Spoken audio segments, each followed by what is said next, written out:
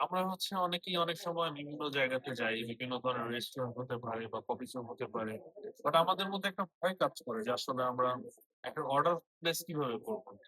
বা আমরা অনেক সময় ডিরেক্ট গিয়ে বলে ফেলি যে, "give me a coffee or give me something." আসলে এই বিষয়টা খুব রুড শোনায় এবং যেহেতু আমি এখন দেশের বাহিরে আছি, বাংলাদেশেও অনেক জায়গাতে বা বড়, বড় জায়গাতে আসলে এই রুলসটা এখন চালু হয়েছে যে তাদের কিন্তু রাইটস আছে আপনাকে নো বলার।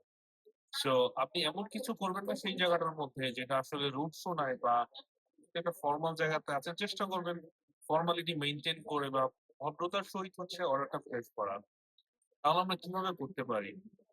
ধরুন আপনি কোন একটা রেস্টুরেন্টে আছেন, যেকোনো রেস্টুরেন্টের একটা মেনুর নাম আপনি সিলেক্ট করলেন অথবা লাইক একটা কফি শপে আছেন।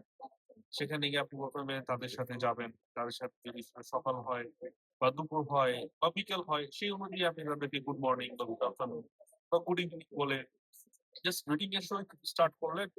দেন আপনি তাকে বলতে পারেন যে, "can I have or I would like to order an" so এই যে একটা বিষয় আপনি এই জিনিসগুলো ফোকাস করতে পারেন যেগুলো আসলে হচ্ছে ফর্মালিটি মেইনটেইন করে বা আপনার ভদ্রতার সহিত যে আপনি একটা অর্ডার প্লেস করছেন, এটা কিন্তু সেখানে প্রকাশ পায়।